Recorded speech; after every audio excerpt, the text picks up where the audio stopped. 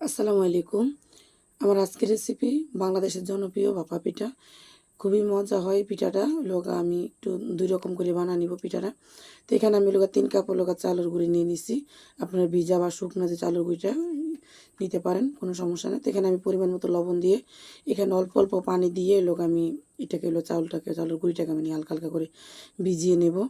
আপনারা একবার পানিগুলো ঢেলে দিবেন। এটা কিন্তু অনেক সাবধানের সাথে করতে হবে।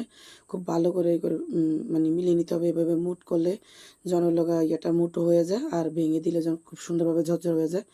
তো এভাবে আমি খুব সুন্দরভাবে এটা করে নিব। করানোর পরে খুব সুন্দর করে আমি একটা চালনি দিয়ে খুব সুন্দর করে এটাকে ছেঁকে নিব। ছালা হয়ে গেলে আমি এখানে খুব সুন্দর করে চালা হয়ে গেলে এখানে আমি গুড় আর নারকেল দিয়ে দিব। দিয়ে খুব সুন্দর করে মিশিয়ে নেব। মিশানো হয়ে গেলে আমি এখানে ছোটো একটা বাটি নিয়ে নিব। বাটির ভিতরে আমি দিয়ে একদম আলতো হাতে এটাকে চেপে দেবো।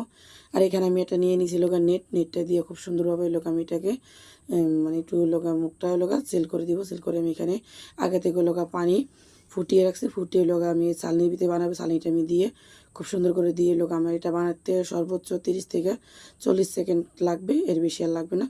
তো আমি 40 সেকেন্ড পরে ফিরে আসছি। দেখেন আমার পিঠাটা কতটা সুন্দরভাবে হয়ে গেছে। তো আমি এই পিঠাটা নামিয়ে নিব। নামিয়ে নেওয়ার পরে এখানে আমি সাদা যে পিঠাগুলো যেগুলো শহর অঞ্চলে বানায় মূলত, আমি ওই পিঠাগুলো বানিয়ে নিলাম কয়েকটা। দেখেন কতটাগুলো সুন্দর হয়েছে পিঠাগুলো, কতটা পারফেক্টভাবে হয়েছে। আমি একটা পিঠা আপনাদেরকে ভেঙেই দেখিয়ে দিচ্ছি কতটা সুন্দর হয়েছে পিঠাগুলো।